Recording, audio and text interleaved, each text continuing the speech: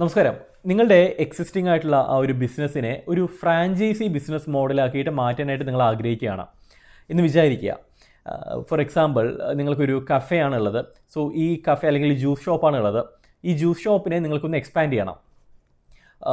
സ്വന്തമായിട്ട് ഇൻവെസ്റ്റ് ചെയ്ത് അത് എക്സ്പാൻഡ് ചെയ്യാന്ന് വെച്ച് കഴിഞ്ഞാൽ മറ്റൊരു ബ്രാഞ്ച് ആരംഭിക്കുക, ഇത്തരത്തിലുള്ള മൾട്ടിപ്പിൾ ബ്രാഞ്ചുകൾ ആരംഭിക്കുക എന്ന് പറയുന്നത് പ്രാക്ടിക്കലി വളരെയധികം ബുദ്ധിമുട്ടുള്ള കാര്യമാണ്. ഫൈനാൻഷ്യലി ആൻഡ് ആൾസോ അത് നോക്കി നടത്താനായിട്ടുള്ള ബുദ്ധിമുട്ട്, ഇത്തരത്തിൽ ഒരുപാട് ഡിഫിക്കൽട്ടീസ് ഉണ്ടാവും. സോ നിങ്ങൾ മനസ്സിലാക്കുകയാണ്, ഇതിന് ഏറ്റവും മികച്ച മാർഗ്ഗം എന്ന് പറയുന്നത് ഫ്രാഞ്ചൈസി ബിസിനസ് മോഡലാണ്. ഈ ബിസിനസ് നടത്താനായിട്ടുള്ള ലൈസൻസ് മറ്റൊരാൾക്ക് കൊടുത്തുകൊണ്ട് അവരുടെ ലാഭത്തിൻ്റെ സെർട്ടൻ പെർസെൻറ്റേജ് നമ്മൾ എടുക്കുന്ന ആ ഒരു ഫോർമാറ്റ് ഫ്രാഞ്ചൈസി എന്ന് പറയുന്ന രീതി സ്വീകരിക്കുന്നതാണ് ഏറ്റവും നല്ലത് നിങ്ങൾ മനസ്സിലാക്കുകയാണ്. ഈ സാഹചര്യത്തിൽ നിങ്ങളുടെ ബിസിനസ് ഏത് രീതിയിലാണ് രജിസ്റ്റർ ചെയ്യേണ്ടത്, ബിസിനസ്സിൻ്റെ ആ ഒരു സ്ട്രക്ചർ, ആ ഒരു ഫോർമാറ്റ്, ലീഗൽ ഫോർമാറ്റ് എങ്ങനെയായിരിക്കണം, ഈ ഒരു വിഷയത്തെക്കുറിച്ചാണ് ഞാൻ സംസാരിക്കാനായിട്ട് പോകുന്നത്. നമുക്കറിയാം, നിങ്ങൾ ഓൾറെഡി നിങ്ങൾക്കൊരു സ്ഥാപനമുണ്ട്, നല്ല രീതിയിൽ പോകുന്നുണ്ട്. ഒരു വർഷമായിട്ട് നിങ്ങൾ അതിൻ്റെ പ്രോപ്പർ സിസ്റ്റംസ് എല്ലാം നിങ്ങൾ കൃത്യമായിട്ട് മെയിൻറ്റെയിൻ ചെയ്യുന്നുണ്ട്. നിങ്ങൾ ഒരു ജ്യൂസ് ഷോപ്പാണെന്നുണ്ടെങ്കിൽ ആ ജ്യൂസ് ഷോപ്പിനകത്തുള്ള ആ സിസ്റ്റം നിങ്ങൾ പ്രോപ്പറായിട്ട് ഡോക്യുമെൻ്റ് ചെയ്തിട്ടുണ്ട്. നിങ്ങൾ നല്ലൊരു ബ്രാൻഡ് അവെയർനെസ് ഈ ഒരു സ്ഥാപനത്തിനുണ്ട്. മറ്റുള്ളവർക്കിടയിൽ നല്ലൊരു പേരുണ്ട്. ആൻഡ് ആൾസോ ഡിഫറെൻ്റ് ആയിട്ടുള്ള ജ്യൂസസ് നിങ്ങൾ അതിനകത്ത് സെല്ല് ചെയ്യുന്നുണ്ട്. നിങ്ങളുടേതായിട്ടുള്ള യുണീക്ക് ഫോർമുല യൂസ് ചെയ്തുണ്ടാക്കുന്ന ജ്യൂസസ് നിങ്ങൾ സെല്ല് ചെയ്യുന്നുണ്ട്. അപ്പോൾ എല്ലാ പക്കയാണ്. ഇനി ഇത് മറ്റൊരാൾക്ക് കൊടുക്കണം എന്നേ ഉള്ളൂ, മറ്റൊരാൾക്ക് ഉപയോഗിക്കാനായിട്ട് റൈറ്റ്സ് കൊടുക്കണമെന്നേ ഉള്ളൂ. ഡെഫിനറ്റ്ലി നിങ്ങൾക്ക് ഫ്രാഞ്ചൈസി എഗ്രിമെൻറ്റ് വേണ്ടതായിട്ട് വരും. അത്തരത്തിൽ ഒരു 50 പേർക്ക് നിങ്ങൾ ഫ്രാഞ്ചൈസി കൊടുത്തു എന്ന് വിചാരിക്കുക. അപ്പോൾ പല സ്ഥലങ്ങളിലായിട്ട് 50ഓളം ഫ്രാഞ്ചൈസി ഇപ്പോൾ നിലവിൽ റൺ ചെയ്യുന്നുണ്ട് വിചാരിക്കുക. ബിസിനസ്സാണ്. ബിസിനസ്സിനകത്ത് പരാതികളെന്ന് പറയുന്നത് സ്വാഭാവികമാണ്. ആർക്ക് വേണമെന്നുണ്ടെങ്കിൽ നിങ്ങൾക്ക് എഗെയിൻസ്റ്റ് ആയിട്ട് ലീഗലി മൂവ് ചെയ്യാനായിട്ട് കഴിയും. സോ ഇൻ കേസ് ഏതെങ്കിലും ഒരു വ്യക്തി 50 ഫ്രാഞ്ചൈസീസ് ഉണ്ട്, 49 പേർക്കും പ്രശ്നമൊന്നുമില്ല, പക്ഷേ ഒരാൾക്ക് എന്തൊക്കെയോ പ്രശ്നങ്ങളായിട്ട് അവർ നിങ്ങൾക്ക് എഗെയിൻസ്റ്റ് ആയിട്ട് ലീഗലി മൂവ് ചെയ്യാമെന്ന് വിചാരിക്കുക. ഒരിക്കലും ആ ഒരു ഇഷ്യൂ നിങ്ങളുടെ പേഴ്സണൽ കാര്യങ്ങളെ, പേഴ്സണൽ അസറ്റിനെ ബാധിക്കരുത്. ഒരിക്കലും നിങ്ങൾക്ക് മറ്റൊരു ബിസിനസ് ഉണ്ട്, ഈ പറയുന്ന ഫ്രാഞ്ചൈസി അല്ലാതെ മറ്റൊരു ബിസിനസ് നിങ്ങൾക്കുണ്ട്, അതിനെ ബാധിക്കരുത്. സോ ലീഗലി ഇത് പ്രൊട്ടക്റ്റ് ചെയ്യണം.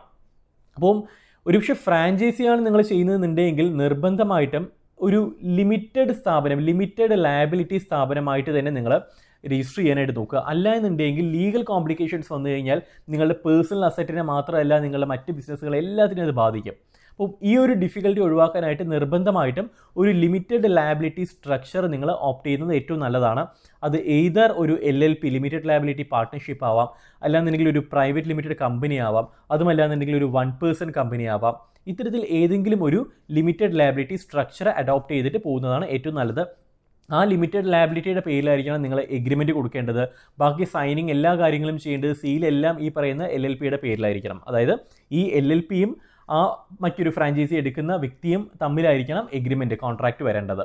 അപ്പോൾ നിങ്ങൾ സേഫായി, നിങ്ങളുടെ മറ്റ് ബിസിനസ്സുകൾ സേഫായി. ഇൻ കേസ് ഈ ബിസിനസ്സിനകത്ത് ലീഗലി എന്തെങ്കിലുമൊക്കെ പ്രശ്നങ്ങൾ ഉണ്ടായിക്കഴിഞ്ഞാലും മറ്റുള്ള ബിസിനസ്സുകളെയോ നിങ്ങളുടെ പേഴ്സണൽ അസറ്റിനെയോ ബാധിക്കുന്നില്ല. സോ ക്ലിയർ ആണല്ലോ. ഇതിൽ ഏത് ഫോർമാറ്റ് വേണം എന്നുള്ളത് നിങ്ങളുടെ ഭാവിക്കനുസരിച്ചിട്ട്, നിങ്ങളുടെ ഇൻവെസ്റ്റ്മെൻറ്റിനനുസരിച്ചിട്ട് പല കാര്യങ്ങളെയും ആശ്രയിച്ചിട്ടാണ് തീരുമാനിക്കേണ്ടത്. അത് നിങ്ങളുടെ കൺസൾട്ടൻറ്റുമായിട്ട് മീറ്റ് ചെയ്യാം, അല്ലെങ്കിൽ നമ്മളെ കണക്ട് ചെയ്ത് കഴിഞ്ഞാൽ നമ്മളതിൻ്റെ കൺസൾട്ടേഷൻ പ്രൊവൈഡ് ചെയ്യുന്നുണ്ടാവും, ഏത് ഫോർമാറ്റ് വേണമെന്നുള്ളതിനെ കുറിച്ചിട്ട്. അപ്പോൾ അത് നിർബന്ധമായിട്ട് നിങ്ങളൊരു ലിമിറ്റഡ് ലയബിലിറ്റി സ്ഥാപനമായിട്ട് തന്നെ ചെയ്യാനായിട്ട് നോക്കുക. ഇനി രണ്ടാമത്തേത്, ഫ്രാഞ്ചൈസിയിലെ ഏറ്റവും കോറായിട്ടുള്ള അസറ്റ് എന്താണെന്ന് ചോദിച്ചു കഴിഞ്ഞാൽ എന്തായിരിക്കും പറയാൻ കഴിയുക? ഫ്രാഞ്ചൈസിയിലെ ഏറ്റവും കോറായിട്ടുള്ള അസറ്റ്, ഫോർ എക്സാമ്പിൾ ജ്യൂസ് ഷോപ്പാണെന്ന് വിചാരിക്കുക. നിങ്ങളൊരു പ്രത്യേകമായിട്ടുള്ളൊരു ജ്യൂസ് നിങ്ങൾ ഇറക്കുന്നുണ്ട്, ഒരു യുണീക്കായിട്ടുള്ള ജ്യൂസാണ്. കഴിവുള്ള ഏതൊരുത്തനാണെന്നുണ്ടെങ്കിലും ആ ജ്യൂസിലെ ഫോർമുല എന്താണെന്ന് കണ്ടെത്തിയിട്ട് അവന് അതേപോലെ ഇറക്കാനായിട്ട് കഴിയും, അല്ലേ? അതുകൊണ്ട് ഈ ഫോർമുല അല്ല അവിടുത്തെ യുണീക്കായിട്ടുള്ള, അല്ലെങ്കിൽ അവിടുത്തെ വളരെ ഡിസ്റ്റിങ്ക്റ്റ് ആയിട്ടുള്ളൊരു സാധനം എന്ന് പറയുന്നത്. ഒരു ഫ്രാഞ്ചൈസിയിലത്തെ ഏറ്റവും ഇമ്പോർട്ടൻ്റ് ആയിട്ടുള്ള അസറ്റ് എന്ന് പറയുന്നത് അവിടുത്തെ മെനുവോ മറ്റൊന്നുമല്ല, ആ ഫ്രാഞ്ചൈസിയുടെ പേരാണ്, ഫ്രാഞ്ചൈസിയുടെ ബ്രാൻഡ് നെയിമാണ്. നെയിം മാത്രമല്ല, ഫ്രാഞ്ചൈസിയിൽ യൂസ് ചെയ്യുന്ന കളേഴ്സ് ആവാം. അതായത് ആൾക്കാർ ഇത് കാണുന്ന സമയത്തൊക്കെ ഇത് ഈ ബ്രാൻഡ് ആണ് എന്ന് റെക്കഗ്നൈസ് ചെയ്യണം. ആ റെക്കഗ്നൈസ് ചെയ്യുന്ന ഫാക്ടേഴ്സ് എന്തൊക്കെയാണോ അതെല്ലാമാണ് ഫ്രാഞ്ചൈസിയുടെ ഏറ്റവും വലിയ അസറ്റ്. നമുക്കതിനെ ചുരുക്കത്തിൽ ബ്രാൻഡ് എന്ന് വിളിക്കാനായിട്ട് കഴിയും. സോ നിർബന്ധമായിട്ടും ഏറ്റവും കുറഞ്ഞത് നിങ്ങൾ ആ ബ്രാൻഡ് നെയിമെങ്കിലും പ്രൊട്ടക്റ്റ് ചെയ്തതിന് ശേഷം മാത്രം ഫ്രാഞ്ചൈസി കൊടുക്കുക. പ്രൊട്ടക്റ്റ് ചെയ്യുന്നതുകൊണ്ട് ഉദ്ദേശിക്കുന്നത് ട്രേഡ് മാർക്കിന് അപ്ലൈ ചെയ്യുക എന്നുള്ളതല്ല, ട്രേഡ് മാർക്ക് രജിസ്ട്രേഷൻ കിട്ടിയതിന് ശേഷം മാത്രം. കാരണം 99.9% വൺസ് നിങ്ങൾക്ക് ട്രേഡ് മാർക്ക് രജിസ്ട്രേഷൻ കിട്ടിക്കഴിഞ്ഞാൽ ആ ബ്രാൻഡ് പ്രൊട്ടക്റ്റഡ് ആയി. 0.1% റിസ്ക് ഉണ്ട്. ആ റിസ്ക് റെക്ടിഫിക്കേഷൻ പോലുള്ള പല ലീഗലായിട്ടുള്ള കാര്യങ്ങൾ വരുന്നുണ്ട്. അതിലേക്ക് ഞാൻ കടക്കുന്നില്ല, അത് മറ്റൊരു വിഷയമാണ്, ഞാൻ മറ്റ് വീഡിയോസിലായിട്ട് ഷെയർ ചെയ്തിട്ടുണ്ട്. അപ്പം മിക്കവാറും ഇഷ്യൂസ് എല്ലാം ഒരു ട്രേഡ് മാർക്ക് രജിസ്ട്രേഷൻ കിട്ടുന്നതോടുകൂടി നിങ്ങൾക്ക് സോൾവ് ചെയ്യാനായിട്ട് കഴിയും. അല്ല എന്നുണ്ടെങ്കിൽ നിങ്ങൾ വൺസ് അപ്ലൈ ചെയ്തു, ട്രേഡ് മാർക്കിന് അപ്ലിക്കേഷൻ മാത്രമേ നിങ്ങൾ ഇട്ടിട്ടുള്ളൂ, അത് രജിസ്റ്റർ ആയിട്ടില്ല, അഥവാ ഫ്രാഞ്ചൈസി എല്ലാം കൊടുത്തതിന് ശേഷം ഈ പേര് കിട്ടിയില്ല എന്നുണ്ടെങ്കിൽ എന്തായിരിക്കും സംഭവിക്കുക? കംപ്ലീറ്റ് മാറ്റേണ്ടതായിട്ട് വരും അല്ലേ? ഡ്യൂപ്ലിക്കേറ്റ് ബ്രാൻഡ്സ് ഇറങ്ങാനായിട്ടുള്ള സാധ്യത വളരെ കൂടുതലാണ്. ആ കംപ്ലീറ്റ് റെപ്യൂട്ടേഷൻ അങ്ങ് പോയി കിട്ടും. ഒരുപാട് രീതിയിലുള്ള ബുദ്ധിമുട്ടുകൾ ഫേസ് ചെയ്യേണ്ടതായിട്ട് വരും. ഈ ഫ്രാഞ്ചൈസി എടുത്തിട്ടുള്ള ആൾക്കാർ നിങ്ങൾക്ക് എഗെയിൻസ്റ്റ് ആയിട്ട് വരും. കാരണം കോമ്പറ്റീറ്റർ സെയിം ബ്രാൻഡിൽ ബിസിനസ് സ്റ്റാർട്ട് ചെയ്തെന്ന് പറഞ്ഞിട്ട്. അപ്പോൾ ഇത്തരത്തിലുള്ള ലീഗൽ കോംപ്ലിക്കേഷൻസ് എല്ലാം ഒഴിവാക്കാനായിട്ട് നിർബന്ധമായിട്ടും ട്രേഡ് മാർക്ക് രജിസ്ട്രേഷൻ കിട്ടിയതിന് ശേഷം മാത്രം, അത് മൾട്ടിപ്പിൾ ക്ലാസ് ഒരുപക്ഷെ നിങ്ങൾ ചെയ്യേണ്ടതായിട്ട് വരും. ജ്യൂസ് ഷോപ്പ് ആണെന്നുണ്ടെങ്കിൽ നിർബന്ധമായിട്ടും ക്ലാസ് 43, ഈ പറയുന്ന കഫറ്റീരിയ പോലെയുള്ള അല്ലെങ്കിൽ ജ്യൂസ് ഷോപ്പ് അത്തരത്തിലുള്ള സ്ഥാപനങ്ങൾക്ക് എടുക്കുന്ന ക്ലാസ്സാണ് ക്ലാസ് 43. ക്ലാസ് 43 എടുക്കണം. ജ്യൂസിൻ്റെ ക്ലാസ് 32 ജ്യൂസ്, ഫ്രഷ് ജ്യൂസ് മറ്റും അത് നിങ്ങൾ എടുക്കണം. നിങ്ങൾ ഈ മിൽക്ക് ഷേക്സ് കൊടുക്കുകയാണെന്നുണ്ടെങ്കിൽ ഷേക്സ് 29 വരുന്നത്, അതിൽ നിങ്ങൾ എടുക്കണം. സോ എത്രത്തോളം ക്ലാസ്സുകളിൽ നിങ്ങളുടെ ഈ ഒരു പ്രോഡക്റ്റ് കവറാവുന്നുണ്ടോ, നിങ്ങളുടെ സർവീസ് കവറാവുന്നുണ്ടോ, അതെല്ലാം ലീഗലി പ്രൊട്ടക്ട് ചെയ്ത് വെച്ചോളും. കാരണം ഇതെല്ലാം നിങ്ങളുടെ ബിസിനസ്സിന് ഇപ്പോഴായിരിക്കത്തില്ല, ഭാവിയിലായിരിക്കും വലിയ രീതിയിൽ പ്രൊട്ടക്ട് ചെയ്യാനായിട്ട് പോകുന്നത്. നാളെ ഒരു ഡ്യൂപ്ലിക്കേറ്റ് ബ്രാൻഡ് ഇറങ്ങിക്കഴിഞ്ഞാൽ നിങ്ങൾ ട്രേഡ് മാർക്ക് എടുത്തിട്ടില്ല എന്നുണ്ടെങ്കിൽ അപ്പോൾ നിങ്ങൾ ഫേസ് ചെയ്യേണ്ട നഷ്ടം എന്ന് പറയുന്നത് ഒരുപക്ഷെ ലക്ഷങ്ങളും കോടികളോ ആയിരിക്കാം.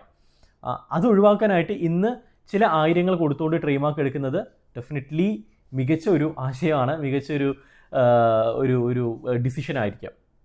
ക്ലിയർ? സോ നിർബന്ധമായിട്ടും ഒരു ലിമിറ്റഡ് ലയബിലിറ്റി സ്ഥാപനമായിട്ട് നിങ്ങൾ ചെയ്യുക. ഒന്ന്. രണ്ടാമത്തേത് ട്രേഡ് മാർക്ക് 100% നിങ്ങൾ എൻഷുർ ചെയ്തതിന് ശേഷം മാത്രം ഫ്രാഞ്ചൈസി കൊടുക്കുക. സോ അതുകൊണ്ടാണ് എപ്പോഴും പറയുന്നത്, ഒരു ബിസിനസ് നിങ്ങൾ ആരംഭിച്ച് ഒരു 1-1.5 വർഷം കഴിഞ്ഞതിന് ശേഷം മാത്രം ഫ്രാഞ്ചൈസി എന്ന് പറയുന്ന ആ ഒരു ബിസിനസ് മോഡലിലേക്ക് മൂവ് ചെയ്യുക എന്നുള്ളത്. അതിന് മുമ്പ് മൂവ് ചെയ്ത് കഴിഞ്ഞാൽ ഇത്തരത്തിലുള്ള ലീഗൽ പക്ഷേ ട്രേഡ് മാർക്ക് കിട്ടിയെന്ന് വരത്തില്ല. ട്രേഡ് മാർക്ക് നമുക്ക് രജിസ്റ്റർ ചെയ്ത് കിട്ടാനായിട്ട് 18 മാസമാണ് ലീഗലി പറയുന്നത്. 1 വർഷത്തിനടുത്തൊക്കെ എടുത്തു എന്ന് വരാം. അപ്പോൾ ഇത്രയും സമയം നീണ്ടു പോകുന്നുണ്ടാവും. അപ്പോൾ 1 വർഷം 1.5 വർഷം കഴിഞ്ഞതിന് ശേഷം മാത്രം ഫ്രാഞ്ചൈസി എന്ന് പറയുന്ന മോഡലിലേക്ക് മൂവ് ചെയ്യാനായിട്ട് നോക്കുക. ക്ലിയർ? സോ നിങ്ങൾക്ക് കമ്പനി രജിസ്റ്റർ ചെയ്യണം. ഒപ്പം തന്നെ ട്രേഡ് മാർക്കുമായി ബന്ധപ്പെട്ടുള്ള കൺസേൺസ് ഉണ്ട്, ഡെഫിനറ്റ്ലി നമ്മളെ കണക്ട് ചെയ്യാവുന്നതാണ്. മറ്റൊരു വിഷയമായിട്ട് കാണാം. അതുവരെ സുജുരാജൻ സൈനിങ് ഓഫ്. Good bye.